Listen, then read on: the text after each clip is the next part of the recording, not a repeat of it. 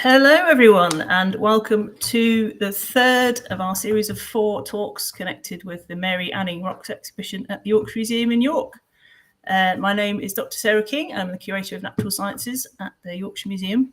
So I always forget to mention it. So please do and come and see the exhibition at the Yorkshire Museum, the Mary Anning Rocks exhibition. It's on for another few weeks. It's been super popular. So please make sure you don't miss out. You can find out information about the exhibition and all the other things we're doing on our website, yorkshiremuseum.org.uk, and also check our social media channels as well for all the other things we're getting along with at the present time. Can't say words today. But without further ado, I will welcome our speaker for today, Dr. Liam Herringshaw. I've got a little bit to read out because I will forget to say things.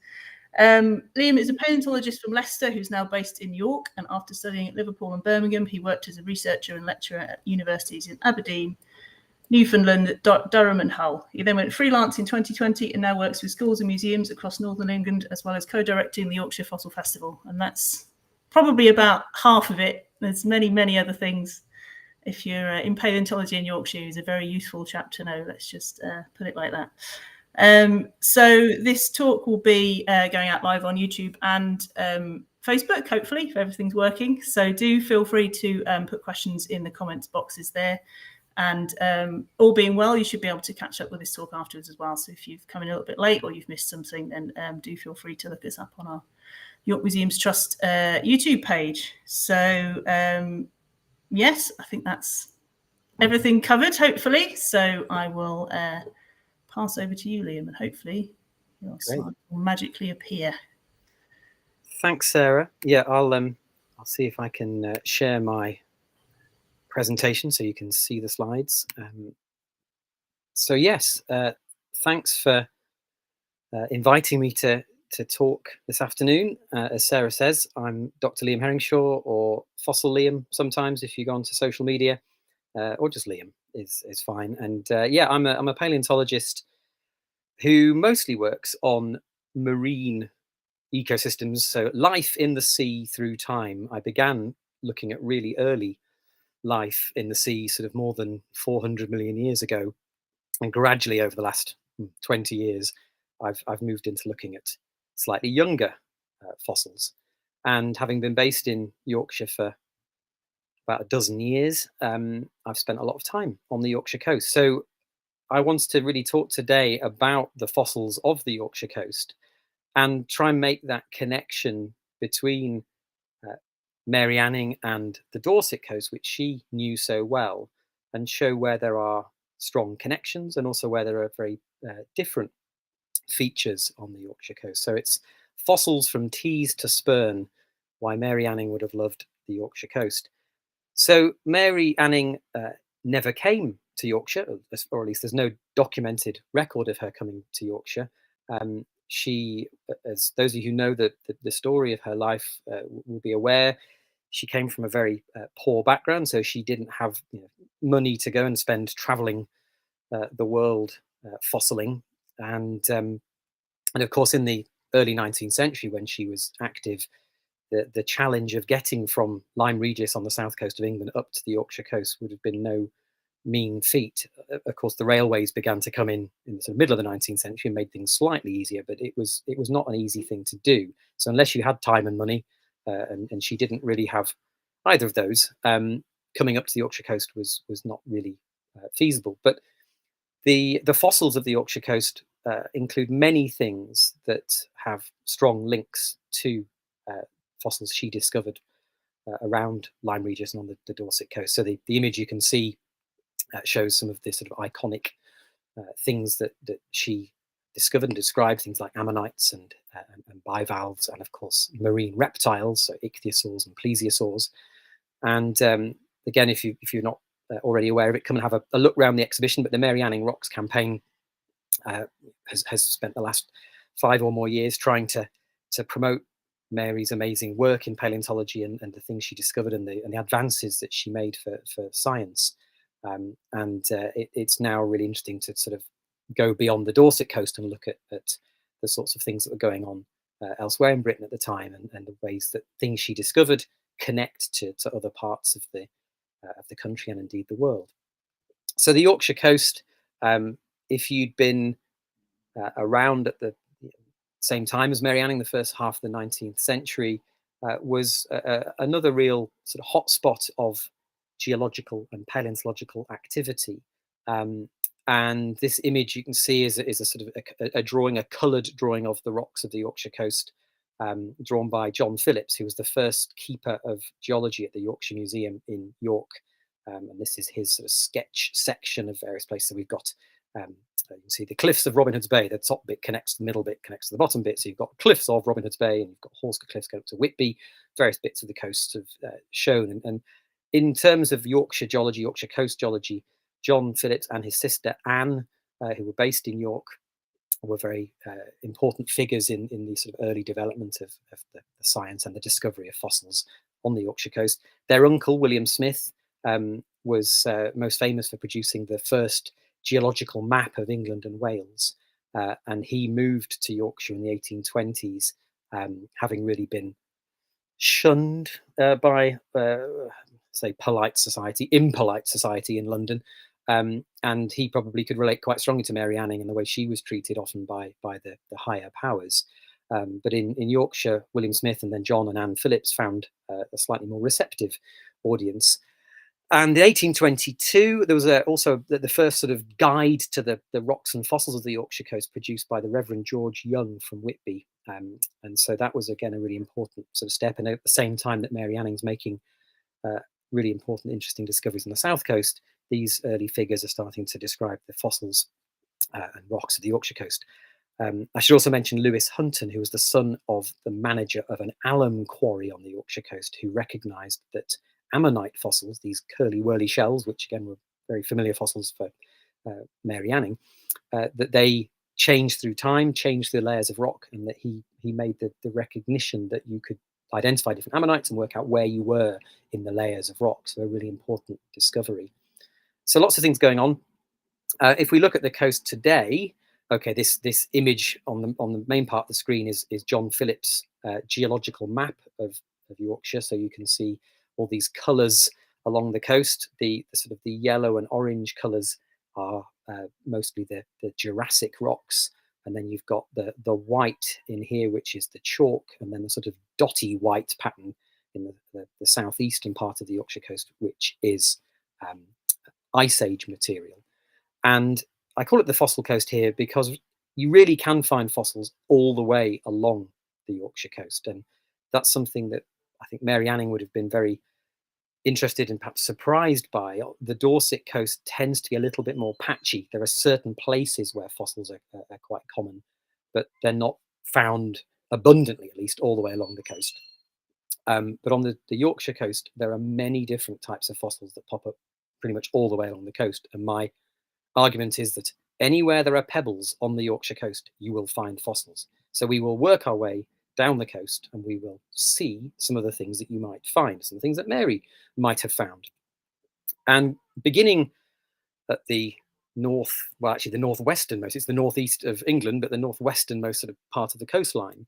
If we start in the River Tees, estuary Teesmouth area, the first town on the Yorkshire coast is Redcar. And the rocks at Redcar are some of the best to go fossil hunting or fossil finding in. So if you take yourself to Redcar, you can find layers and layers of early Jurassic rocks, limestones and mudstones that are full of fossils. They're nearly 200 million years old, about 199 million years, probably the oldest rocks at Redcar. And we find, here I am pointing at a big ammonite in one of the layers on the beach there. The rocks there are protected, so you shouldn't go and hammer the rocks. Generally, you shouldn't go and hammer rocks. That's an idea that I think we should avoid on the whole. But the pebbles around Redcar rocks are full of fossils, so you can easily go and find things from the early Jurassic. And it's a really accessible place to go fossil hunting as well. So you don't need any particularly great climb up or down any cliffs. You can just walk onto the beach, pick your way through the pebbles, wander along the layers of rock, and you'll find stuff.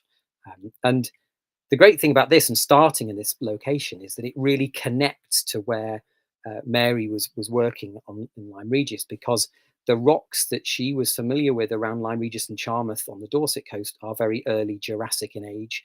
And the band of rocks of that age goes right across the country from Lyme Regis to Redcar. So if Mary or anyone else had walked from the Dorset coast up through the Mendips and through the Cotswolds and Gloucester and then through the Midlands, Rugby and Leicester, and then Nottinghamshire, Lincolnshire, East Yorkshire, and finally through North Yorkshire to come out on the coast at Redcar, she would have followed the same age marine rocks, or rocks that were formed in the sea, with a lot of very similar fossils. So even though she never went to Redcar, as far as we know, she would have felt right at home exploring the rocks and the fossils there, because they were essentially of the same age and very similar environments as those at Lyme Regis and Charmouth. So yes, you can take that Jurassic stroll and explore all sorts of interesting things that are of the same age as the rocks that Mary knew. And in fact, I run the Yorkshire Fossil Festival. One of the reasons that the Yorkshire Fossil Festival came into being was that my friend Fiona Gill and I at Leeds University, we'd been down to Lyme Regis for the Lyme Regis Fossil Festival. We were making our way back to Yorkshire, almost following the Jurassic route. And we were sitting on the train going, why isn't there a Yorkshire Fossil Festival? And we decided in 2014 that there should be one. So that was an inspiration that Lyme Regis brought in the end to Yorkshire. Now, my favourite fossils, and certainly fossils that Mary Anning was very familiar with, are things called, well, commonly called devil's toenails, perhaps more properly called Gryphea arcuata, or the curved claw. And these were things that people have been finding probably for thousands of years, but certainly for hundreds of years. And some of the earliest things that people picking out of rocks going, what are these? They look a bit like shells. And we now know that they are early Jurassic seashells. They're closest living relatives are things like oysters. So the creature was a kind of a curvy cup-like shell, which would be the left side shell, and then a little flat right shell, the lid. And they were sitting on the seabed in the Jurassic, eating plankton from the water, so sort of filtering it through their mouth parts. And there were huge numbers of them sitting on the seabed in the early Jurassic. And in fact, the layers at Redcar, and indeed on Lyme Regis beaches as well, you can find layers that are full of them. They are incredibly common. Now, because they're so common, they tend to get a little bit sort of not overlooked, but oh, it's another devil's toenail. I think they're fascinating fossils, and every single one has a different story to tell. So I implore you, if you go out and find them, to not just sort of cast them aside, because looking carefully at each specimen has a story of the Jurassic sea floor to tell. And I can be slightly facetious, but actually they are the most common fossil, I think, all the way along the coast. So we find them up at Redcar in the rocks. They pop up again in the rocks around Robin Hood's Bay, because forces in the Earth's crust millions of years ago pushed some of the early Jurassic rocks back up towards the surface in Robin Hood's Bay. So you've got two places you can go and see them in the Jurassic layers of rock. But because they got washed out by the sea, because actually they got plucked out of rocks in the last ice age by glaciers, you can pick them up all the way down the coast. So pretty much, again, wherever there are pebbles on the Yorkshire coast, there are devil's toenails to be found. And if you go to a pebble beach and don't find one, let me know, because I reckon they're pretty much everywhere on the coast. So yeah, calling it the toenail coast is not unfair. Now, at the moment, if you go to Kirkleatham Museum in Redcar, we have an exhibition on called Lemon Tops and Lobster Pots, which is celebrating the seaside of Redcar and Cleveland. And I've been involved in doing the display there on the rocks and fossils. And I decided the devil's toenail should be the centerpiece of that part of the exhibition. And to celebrate their fascination and the wonderful things they can tell us about early Jurassic sea life, I got various friends to come in, and I called them my devil's advocates. So there are stories there from lots of different present-day paleontologists, plus Mary Anning, about the stories that devil's toenails have to tell us, and any other things from the early Jurassic of the Yorkshire coast. So do pop along to the Kirkleatham Museum in Redcar. It's free to go in, and the exhibition's on until October, and you can go and see some of the fossils that have been found there. And then, yes, if the tides are good, get out onto the beach along the Cleveland coast, because you will find not just devil's toenails, but they are probably the most common thing to pick up. Just because they're common doesn't mean they're not special. So that's the very earliest Jurassic, and those are the rocks that are closest to the ones that Mary Anning was familiar with around Lyme Regis. As we then move south and east along the coast, we work our way slightly up the geological column. So we get still in the early Jurassic as we move along, but we get into slightly younger rocks. And there's lots of places I could have talked about, but I've just chosen a few that I particularly like. And the next one I'm highlighting is Runswick Bay, which is not far northwest of Whitby. Lovely bay to go down and spend time in just on the beach. But if you like fossil finding, it's a brilliant place to go. And it has rocks at the south end of the bay, particularly, but actually also the north end of the bay, that are from the early Jurassic, but they're about 15 million years younger than the rocks at Redcar. So you can get the idea the early Jurassic lasted a long time. And these rocks have preserved a really interesting story about early Jurassic seas. And my friend Bryony Caswell at the University of Hull, she's been working a lot on the early Jurassic seas of Yorkshire and looking at the things that were living on the seabed. So here's a picture of some of her favourite fossils. They're kind of clam-like fossils. So I guess relatives of devil's toenails, but a little bit different. And they were living on the sea floor in the early Jurassic, but say 15 million years later than the time when the devil's toenails were living. And they tell a story of very changing seas. So we think that this part of the early Jurassic, there was some really unpleasant climate change taking place, and life was beginning to really struggle on the sea floor. So we only get a few specialist creatures living on the seafloor. And in fact, Bryony and I have just written a paper describing what was going on, looking at the creatures that were living on the seafloor and the creatures living in the seafloor. And we think, based on the fossils we've collected, that it was a period of about 600,000 years, possibly even as much as a couple of million years, where life on the seafloor in Yorkshire in the early Jurassic stopped being able to live there. The seafloor was so unpleasant to live there that almost nothing could. And it's a really interesting and quite disturbing tale. And we are wondering about its lessons for the future as climate change starts to affect our oceans today. Now, the time, we call it the Toarcian, 183 million years ago or so in the early Jurassic, the time was not a pleasant time to be living in the oceans around Yorkshire, but it was a good time for making fossils, because the conditions on the seafloor were so unpleasant that very few things could get down there and scavenge or break up things that sank to the seafloor. So creatures that were swimming about in the water often sank down to the seafloor there and didn't get destroyed. And so if you go fossiling around Runswick Bay, you can often pick up evidence of creatures that were swimming around living in the seas. And I don't normally find particularly amazing fossils. I'm nothing like Mary Anning in that regard. I don't tend to pick up brilliant things. But I was leading a little trip at the end of last year with a young woman called Macy, who was very interested in becoming a paleontologist. We were strolling along the beach at Runswick Bay, and we both spotted this interesting looking structure and went, that looks like bone. That looks like bone with eye sockets in part of the shape. And we realized it was part of an early Jurassic crocodile skull. It's not strictly a crocodile, it's a croc. It's a kind of a cousin of living crocodiles. But in the Whitby Museum, there are specimens of early Jurassic crocodiles, and this is an example of it. Now, as Macy wants to become a paleontologist, she's got a fantastic specimen to work on, and that discovery was really quite a surprise. And it was literally just a pebble on the beach that we happened to spot. Now, that's not unprecedented, because the south end of Runswick Bay, the headland of Kettleness, is very famous paleontologically for the giant marine reptile fossils that have been found, and particularly things that ichthyosaurs and plesiosaurs, which Mary Anning made some of the first discoveries of on the Dorset coast. So here's Sarah in the Yorkshire Museum sitting next to the giant ichthyosaur Temnodontosaurus crasimanus. That's about 8 meters long. And that specimen and many others come from the south end of Runswick Bay. Interestingly, the headland at Kettleness is sometimes called the sleeping dragon, because it's supposed to look a bit like a head and a neck of a dragon resting in the water.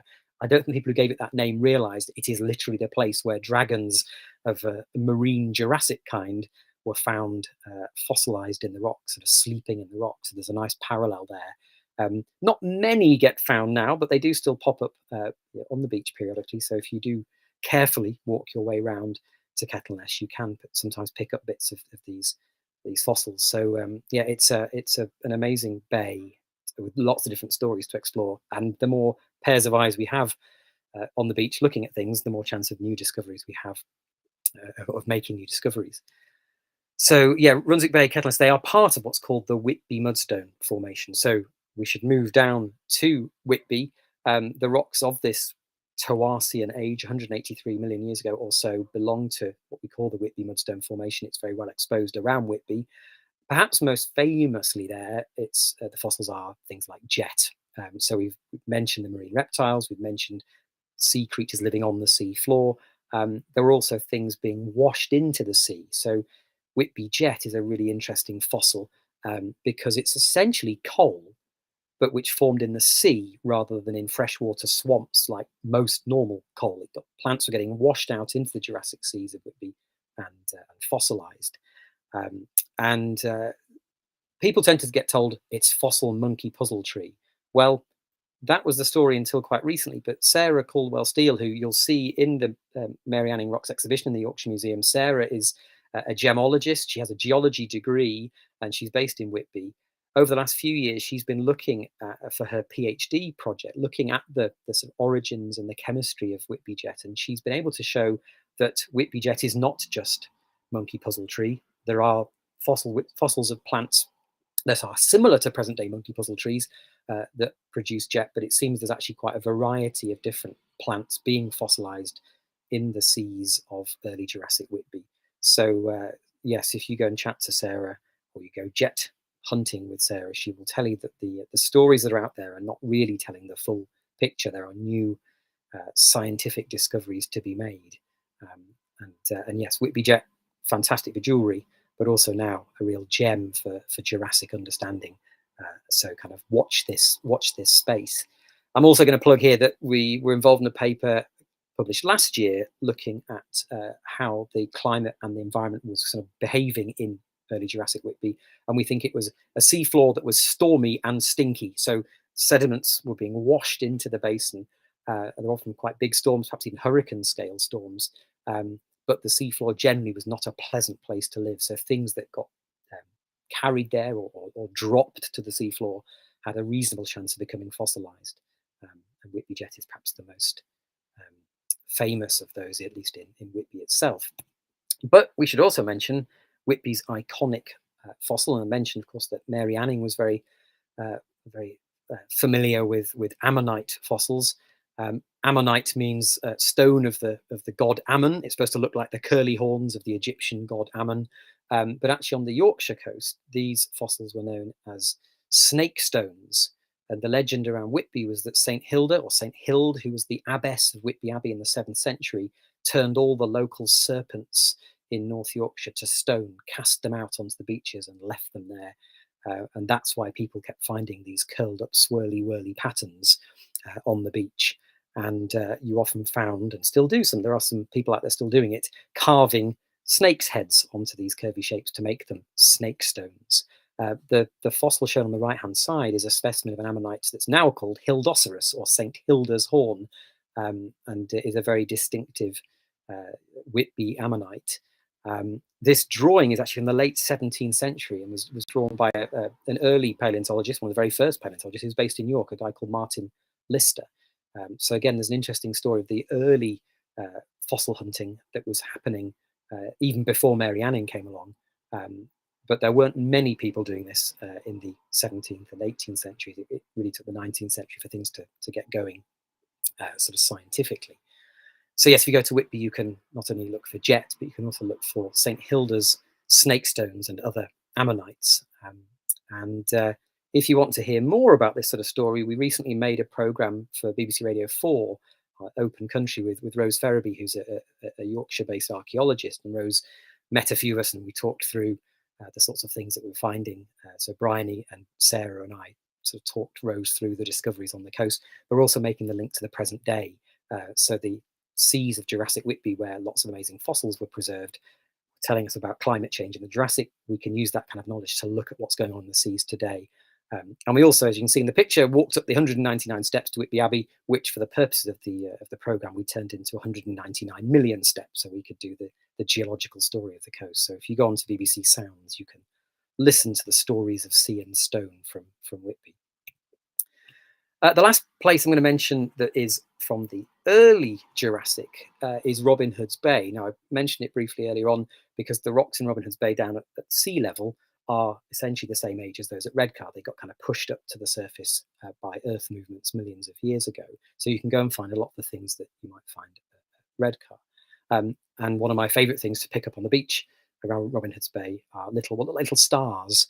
They are the elements of the stem of a sea lily. So imagine a sort of starfish on a stalk. Some of these star-shaped pieces are parts of the stalk of these Jurassic sea lilies, and they sometimes just pop up on the beach as little star-shaped grains of sand. So it's always nice to just pick through the sand and find tiny stars in Robin Hood's Bay. But you can also find things very similar to those you can find in Redcar. There's a bit more going on, though, particularly when you get to the south end of Robin Hood's Bay, towards Boggle Hole and Ravenscar. And I've kind of put two things in one here, because Boggle Hole, the fossils around there include lots of amazing trace fossils. So not something perhaps that Mary Anning knew so much about. It's more of a 20th century discovery. We now know that there are lots of fossils in rocks that are not the bodies of the creatures themselves, but that are things that were made by the creatures as they lived their lives. So this loopy shape you can see in the picture in the middle, this kind of U shape, is a fossil burrow of a creature that was tunneling in the Jurassic sea floor in the rocks, what became the rocks of Boggle Hole. So lots of the sediments were being mined by Jurassic creatures that were living in the sediment. And that's a weird parallel to what happened in the 19th, well, actually before the 19th century, from the 17th century through to the 19th century around Robin Hood's Bay, where there's a lot of mining of the Jurassic rocks for particular ingredients that were used in the dyeing industry. So fixing colours in clothing was a very important thing. And the alum shale yielded a lot of chemical material which could be used to fix colour in clothing, particularly purple, which was a royal colour and a church colour. And it was very important to fix the colours in those clothes because you didn't want them running in the rain and making your kings and bishops look foolish. And so the alum works at the south end of Robin Hood's Bay, it's called Peak, were being dug out extensively over a long period. So we have these Jurassic rocks that were being mined by Jurassic sea creatures and then also being mined by people millions of years later. And one of the fossils that the miners often looked for was this little thing called a nutshell, a Dacromia ovum, which is from the alum shale, the layer of mudstone that was being targeted for mining. And it's a beautiful little fossil, and it's actually part of the story of the recovery from this climate change in the early Jurassic. So we think lots of things were really struggling on the seafloor, and then the climate slowly began to get better. And these little nutshells are some of the first creatures to be living back in the mud again, suggesting that the climate and the conditions had got a little bit better. But it took a long time for that to happen. And Bryony, again, has been looking at this in a lot of detail. So lots of fossils to be found, lots of stories to be told, plenty more still to try and understand in this early Jurassic climate change story and what it might tell us for the future. Now I'm going to leave the lower Jurassic behind and the rocks that perhaps Mary Anning would have been most familiar with, and move into the middle Jurassic. So once we get to the south end of Robin Hood's Bay and we cross the Peak and Ravenscar, we head into rocks that are a little bit younger, more like 170 million years old, from the middle of the Jurassic period. And these rocks are very different from the rocks we've seen already. The rocks from Redcar down to Robin Hood's Bay are very muddy, formed in the sea, and by the middle Jurassic, things had changed, and actually Yorkshire was a much more coastal environment, lots more sand being laid down by rivers in sort of coastal plains. And then part of the evidence for this is that the fossils are very different, and we get lots of fossil plants. So the Yorkshire coast is one of the world's best places to go and find Jurassic fossil plants. And you'll see a slab of ginkgo here. So they're often referred to as a living fossil, not really a term we tend to use so much now, but ginkgos were certainly around in the Jurassic, and at least one type is still around today. But perhaps the most, most exciting thing, depends on your preference. I'm not a big dinosaur specialist, but I appreciate people like dinosaurs. So the dinosaur coast here is probably the thing that attracts a lot of people to the Yorkshire coast, mainly because of the footprints. And Mike Romano, Martin White from Sheffield University were the pioneers of this work in the 1980s. They realised that a lot of the sandstones of Middle Jurassic age along the Yorkshire coast had dinosaur footprints in them. So this map on the left shows places from the north of Whitby all the way past Whitby, past Robin Hood's Bay and down towards Scarborough, where dinosaur footprints have been found, you can see lots of places where they are present, and indeed places inside in the North York Moors as well. They are really quite common. People don't perhaps realise this. I could take you out on the coast every time and we'll find dinosaur footprints. Here is my foot inside a big 3-toed footprint produced by a 2-legged dinosaur.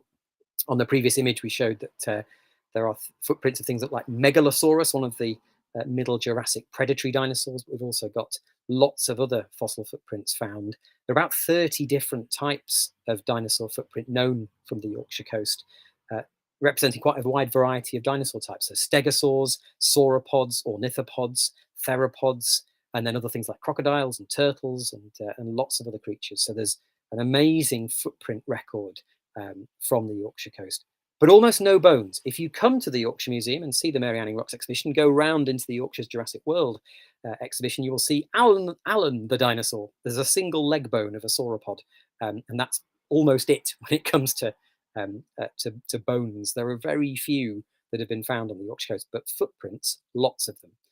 And there's a really kind of interesting story that allows me to put a terrible joke in here. In the 19th century, we don't think anybody really discovered any dinosaur footprints in the Yorkshire coast until the 20th century, but recent work by Sally Jaspers at Aberdeen University has shown that Anne Bronte, the famous writer, one of the Bronte sisters, she spent a lot of time in Scarborough, and she built a little collection of gems and semi-precious stones that she'd found around Scarborough. And it indicates that she was interested in geological science in the 1830s and 1840s. So again, around the time that Mary Anning was working. She will have walked along this stretch of coast in her time in Scarborough. She wouldn't have known that there were dinosaur footprints in these rocks. And this big round lump in the middle of the picture here is a dinosaur footprint. It's a sauropod footprint. It's not a Brontosaurus, sadly. They didn't, well, if you accept that they're a proper name, because people do argue about the names of dinosaurs, but if you do, they were around a little bit later in the Jurassic. These sorts of footprints were probably being produced by sauropods more like Cetiosaurus, which for me, growing up in Leicester, is a famous dinosaur because there's a Cetiosaurus skeleton in the Leicester Museum. So they were probably coming to the Yorkshire coast for their holidays, much like people do today.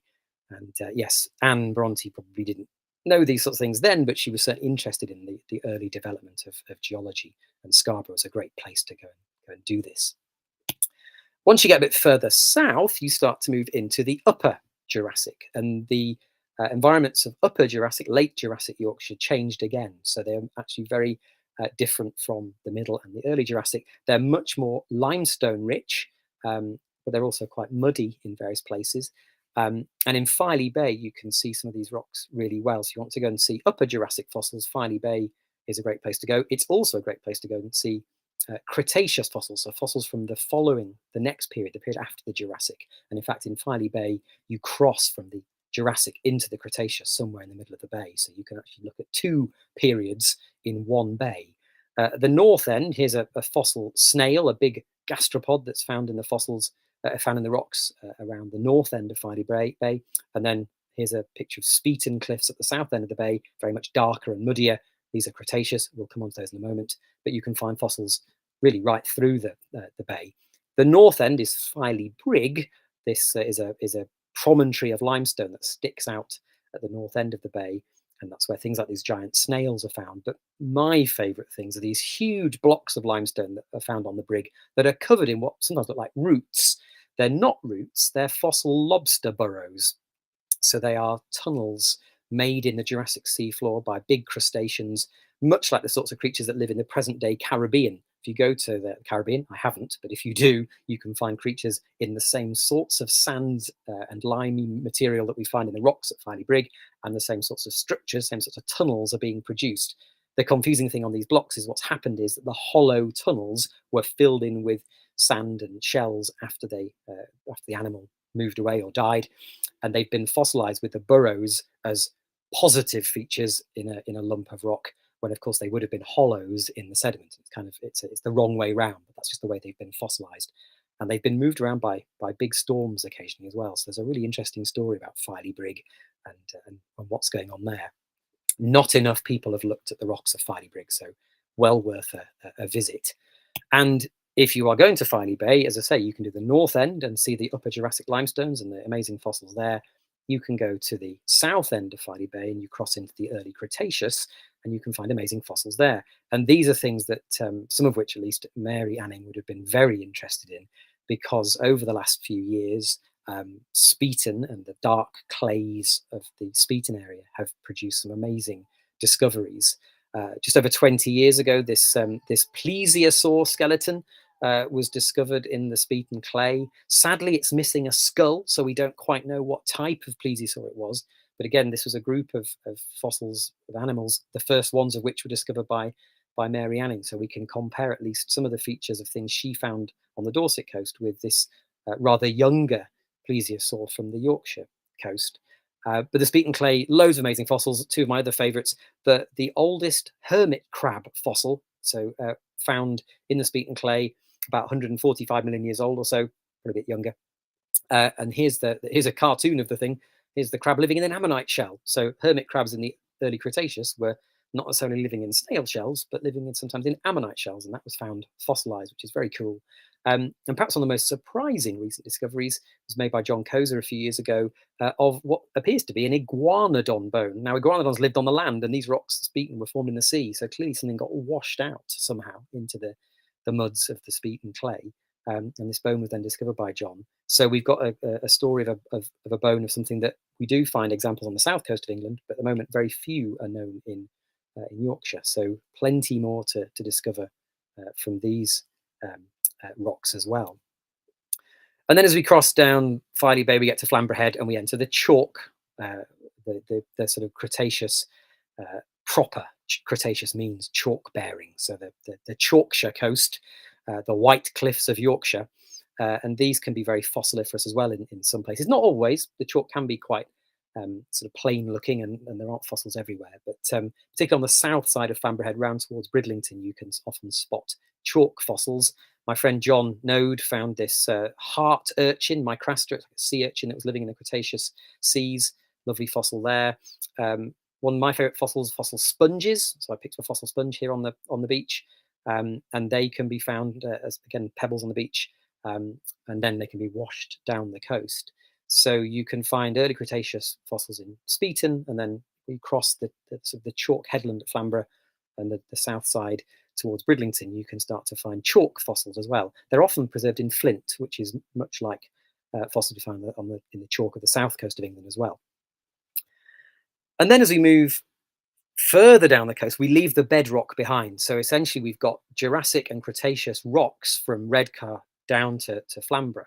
And then once we get around Flamborough Head, the rocks disappear. And the coastline south of Bridlington all the way down to Spurn is made of Ice Age material. So it's much, much younger. It's 20,000 years or less in age. So you're looking at something you've gone from 200 million years to 100 million years or so. Then we're moving to things that are a matter of thousands of years, or way, way younger. But the amazing thing on the Yorkshire coast is these are full of fossils as well. And that's something that's very different. Mary Anning wouldn't have really had an opportunity to see this kind of thing on the Dorset coast, because the ice ages of the last couple of million years the glaciers never got as far south as Dorset. But the last major ice age, the ice moved over Yorkshire, and it was picking up pebbles and rocks from right across the north of England, and indeed Scotland and Scandinavia. And when the ice melted, it dumped stuff where it melted.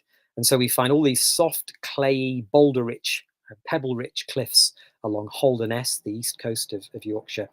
And they can be full of fossils in certain places.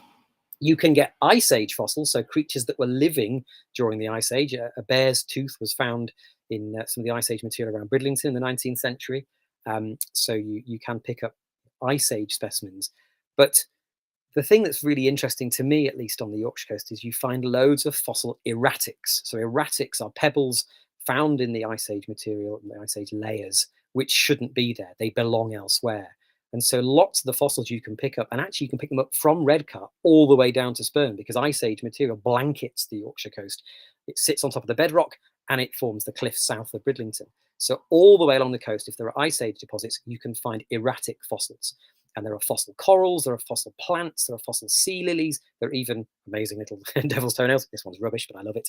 And they are not local in most cases at all. So things like the crinoids, the sea lilies here, the stigmaria plant fossil, the coral fossil, they all belong to the Carboniferous period, which was 360 to 300 million years ago, much, twice as old as the Yorkshire Coast rocks.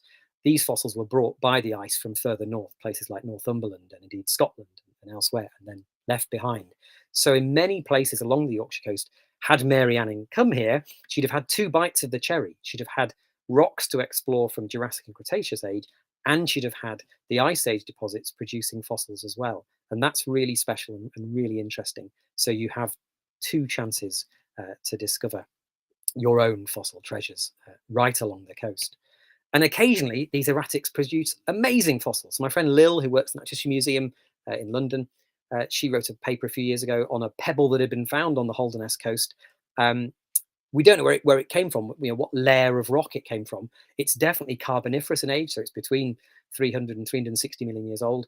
And the preservation in this cobble of the plant inside it was amazing. All the cells were fossilized. It's just exceptional quality fossilization. But where it came from, nobody knows. So sometimes people can make discoveries of fossils that don't belong there and are of things that are amazingly well preserved, but which are from a place that we don't have any evidence of elsewhere. So yes, keep your eyes peeled, because sometimes you might make a discovery of something that we have almost no idea about.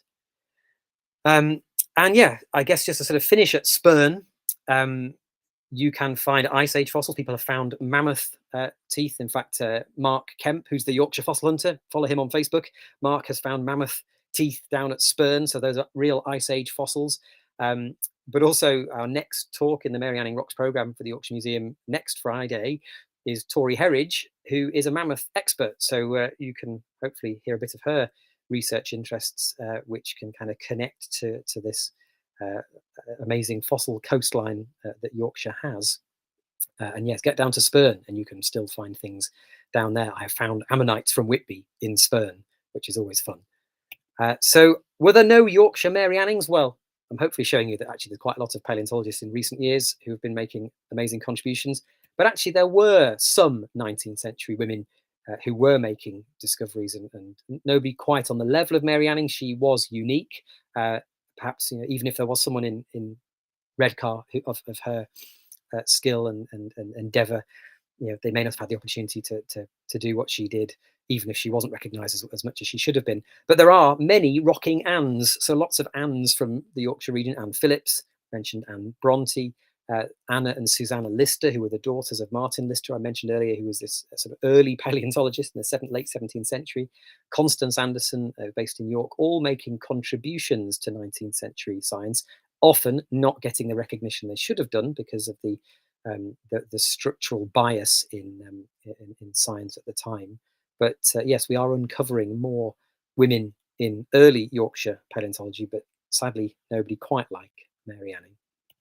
But we should look to the future. And as I say, one of the things I do co-organise in the Yorkshire Fossil Festival, we have a project called Yorkshire Coast Rocks, yorkshirecoast.rocks, which kind of mimics some of the aims of the Mary Anning Rocks campaign to get people engaged with rocks and fossils.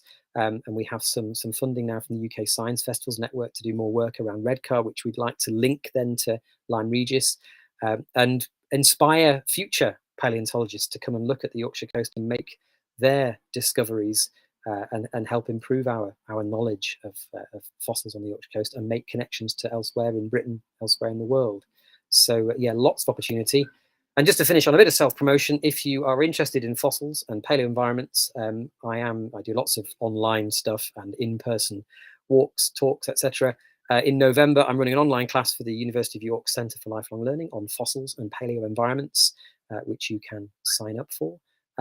If you follow me on social media as Fossil Liam, or go to my website, fossilhub.org, you can find out more about the things I'm up to. And if you've got any questions now, I'm very happy to answer them. Thank you very much.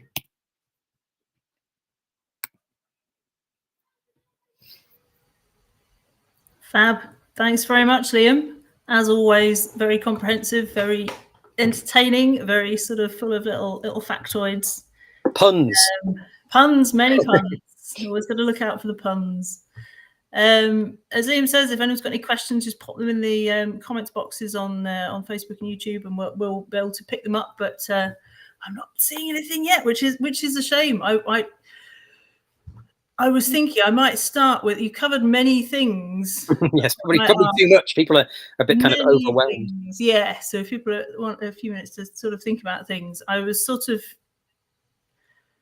trying to sort of think about the sort of the aims of the exhibition and how special Yorkshire is and how sort of important geology is, that sort of thing. Sort of, what would you say is the best, if people are interested in sort of, you know, particularly young people maybe choosing this at university or maybe even younger than that, what would you sort of say would be a good, well, two parts, what would be a good route in, how would you sort of go about it, and also sort of what are the current sort of applications of the thing, other than in and of itself it's an incredibly interesting and important subject, but if people are looking at the cold hard sort of applications of paleo, not that there has to be, but if there are. No, I think it's an interesting subject in that regard, because lots of people do it for pleasure, and that's enough. You don't need to do it for any further reason. If it gives you pleasure and you're doing it safely and not harming yourself or others, and we'll say, you know, treat the cliffs with respect. Never hammer a cliff. Never. There's no, you know, don't hammer cliffs. There's a simple takeaway message. But, you know, go on the beaches, look at the rocks in the wave cut platform, so the flat beaches, you know, pick through the pebbles, and yeah, if you find things of interest, there's lots of great people now online, so you can get in touch with people and say, I found something, the Yorkshire Fossil Hunters and lots of other groups online that will help you work out what you found. Obviously, museums are a wonderful place to come in and see what's already been found and hopefully, you know, chat to people who are interested in the discoveries there. And then, yeah, how do you sort of pursue it further? Well, if you're young and interested, you might want to join Rock Watch, which is the junior section of the Geologists Association. They're a nationwide organization promoting rocks and fossils. They run trips and activities and so on. So if you think that's something you might be interested in, that's a good place to go. Obviously, yeah, locally, find out whether there are local museums or groups who are running things, and then, you know, ask to come along. And most, in my experience, every group is happy for new people to show interest and come along. And then, yeah, go to fossil festivals. The Lyme Regis Fossil Festival is fabulous. We've tried to do similar things in Yorkshire. We'll hopefully be doing it in sort of spring, early summer next year. So yeah, watch that space. And in terms of going further, I guess really studying biology, physics, chemistry, and sciences are all really useful things to go into. You often are dependent on somebody at school or college knowing a bit about geology and perhaps guiding you into that direction. But people come at paleontology from lots of different directions, and you can actually have a very artistic background and be very useful. Lots of paleo artists now who come at the subject with a very different skill set. So paleontology is a subject that accepts people from all different backgrounds. And yeah, one of the things we will hopefully do more with the Fossil Festival is talk about careers and you know, how different paleontologists have got to where they get to. And yeah, it is fossils for everyone. That's kind of the simple mission statement is, you know, check the tide times, stay away from the cliffs, get out, start looking. And if you find something interesting, take a picture, ping it my way, ping it our way, you know, and we can hopefully start you off and point you towards where you might, you know, find out more from your local groups or national groups or what have you. Fab. You've covered all the things I was thinking of. We've so we're going to go back a bit. The Marianne Rocks exhibition is based around, if you don't already know, I feel like I've been talking about it forever, but obviously people could have tuned in from anywhere in the world and at any time zone, so you're all very welcome. But at the moment, the impetus for the Marianne Rocks exhibition, which borrows the name of the charity behind the whole sort of campaign, we've got a little maquette, which is the sort of prototype, if you like, small size sort of scale model before they cast the enormous, bigger than life size bronze statue of Marianne, which is in Lyme Regis, which was unveiled just over a year ago. It was May 2022 on her, I think, 223rd birthday, I think it was. I might have to check that. Yes, 220 something. Yeah, so the maquette tour, so it's actually going around the country, so we've got it for another couple of weeks, so it'll be whisked off to the Lake District after it leaves York, and that's been sort of administered by the Geologists Association, and they are sort of the home of Rock Watch, if you like, not little at all, the club for young aspiring geologists have been running for a very long time. So We have got some leaflets and magazines and bits and bobs that they've kindly sent us that are in the gallery. So another reason to go and get some little previews of what you might get there. They do run a lot of stuff, and it's run by really, really lovely, knowledgeable people. So it's a fab start. Yeah, the other thing I was going to add was, I mean, obviously, yeah, you come to the Mary Anning Rocks exhibition, the Yorkshire Museum, you then see the Yorkshire Jurassic World exhibition, you obviously get a sense of some of the things that have been found, but there's always new things to be discovered. And I think it's something where making more of these connections between different parts of the country and saying, right, you guys know the Dorset coast, come and have a look at the Yorkshire coast, and use your skills, and yeah, point people towards the organisations who are doing great work to promote paleontology. I often say to people when we're at fossil hunts, get the Natural History Museum Fossil Explorer app. I've now been told it's been discontinued. So Natural History Museum, get a new version of the Fossil Explorer app so people can put that on their phone and go and find out where fossils are. That's my current mission, to persuade them to put a new version of this up online. I'm sure they're doing something, but at the moment you can't get the Fossil Explorer app, so you can't tell your phone where you are and it'll tell you what fossils to find. But there are various guidebooks out there that can help in the meantime. Yeah, there is so much more available. I was going to say available online. Obviously, online was never a thing until quite recently. So, of course, there's more available online because it didn't exist before. But yes, I think from that point of view, you're literally sort of a Google search away from finding more information about your local area. There are tons of local groups. So, as mentioned, the Geologists Association, they have lots of I think they call them regional groups. So there's the Geologists Association, which is based in London, but there's sort of all sorts of regional groups as well. And there's places like the Yorkshire Geological Society, who I think they're founded in about 1837. So they're a bit more of a sort of traditional learned society, but they're a lovely group of people, and they do a lot of trips and publish a journal and that sort of thing, if people are sort of getting slightly more into it. But from a very sort of starting blocks level, there are loads of groups on Facebook and that sort of thing. So one of the things that we wanted to do with the Mary Anning display was try and sort of take that thread from sort of 200 years ago, Mary Anning, to sort of try and bring those stories a bit more up to date. So there's a Facebook group called Yorkshire Fossil Huntress, because there's a group called Yorkshire Fossil Hunters. So they were a branch off from that. So it's a women-only group, because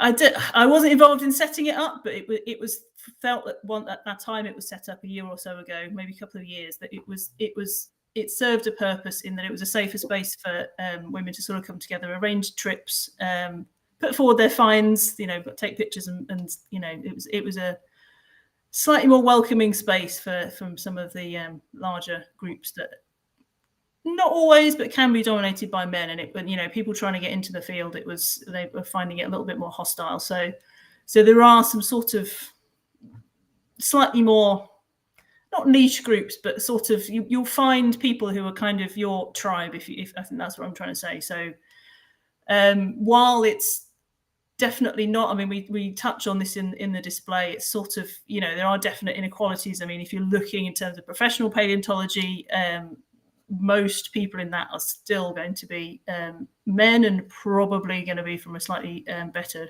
like more well-off background. But at a sort of grassroots level, I mean, I think especially since the pandemic, people have really started to sort of explore their local areas a bit more. They've been more interested in getting outside and sort of seeing what's under their feet and meeting local people and that kind of thing. So I think from that point of view, sort of grassroots really sort of, I was going to say basic level is the wrong, but the actual getting out on it into wherever the fossils are, picking them up off the ground and going, what's this? That is what I'd sort of try to get across to people. That's what we tried to do with the Yorkshire Jurassic World exhibition, all of that stuff. So the collection, the Yorkshire Museum Geological Collection, is 200 years old. So there's some incredible stuff in there, but it was all found by somebody. At the end of the day, it was somebody traipsing about in the mud, probably in stormy weather, when you find the best stuff, and it's nice and sunny and calm and everyone's been picking over it. That's not when you find the stuff. You find the stuff from getting out there, getting soaking wet, and all the rest of it. But at the end of the day, that was found by someone. Every single fossil in there was found by someone, and there's that's the sort of as simple and as complicated as it's just if you want to find stuff, look for it, and hopefully there should be nothing stopping you. It's not always felt to be the most sort of welcoming environment to go outside and no, I think it can, yeah, it can feel daunting sometimes, because particularly as paleontology is full of long, complicated words and terminology, and it can be very hard to feel like you belong in a subject which is full of terms that are perhaps alien to you. But we say, and actually one of the legacy plans that the Mary Anning Rocks campaign have to work with schools, particularly in disadvantaged areas, to try and to do more work on just basic engagement and get the children out looking at their local areas and realizing that they can find things. I mean, most of England is made of sedimentary rocks, so there's a chance of finding fossils almost across the country. Of course, the coast tends to be easier because you're getting more weathering and more sort of visible material. But you can pick up stuff in a surprising variety of places. But I guess if people don't know to look, how do they find out? Well, of course, in schools, the national curriculum includes fossils in year 3 and year 6 of primary. Mary Anning now features at least periodically in those, and the hope is that we can do more engagement with year 3, year 6 pupils, promote Mary Anning's story, inspire people to go out and look in their local area, and they will make discoveries. It will be easier in some places than others, but the more we can do that, the better. And I think, there's still plenty more we could do, but I think if there's a legacy of the Mary Anning Rocks campaign beyond promoting Mary Anning and her work in Lyme Regis, I think that sort of bigger engagement with young people across the country, particularly in areas that perhaps they wouldn't think of looking, that would be a fantastic outcome. So I think, if you're interested, just start badgering people, and if they can't help you, they'll point you somewhere else. And come to me if you need to. I can point you towards other directions. Perhaps if I'm not local to you, but we can. I'm sure we can find someone who can help you go and find stuff. So yeah, get your eyes peeled. Absolutely.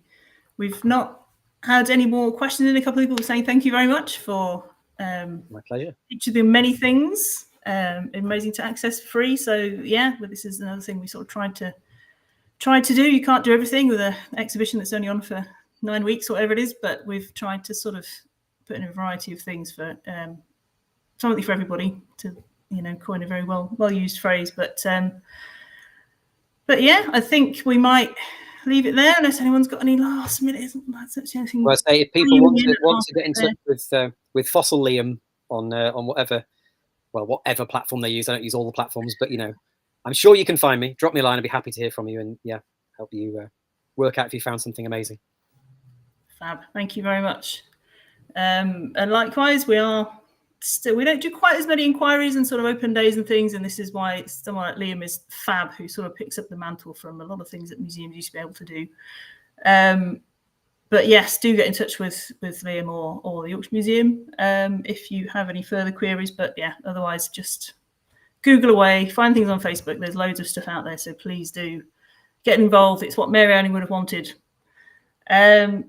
So all that's left to say is that we have one more of these talks in our series, which is actually this time next week at the slightly earlier time of 4 p.m. So as Liam mentioned, it's Dr. Tori Herridge, who is actually going to be talking more about sort of Mary Anning's network of women. So Liam's touched on a lot of important, scientifically important, sort of historically important women, and Tori's done a lot of work on that sort of thing. So she'll be filling us in a bit more on that.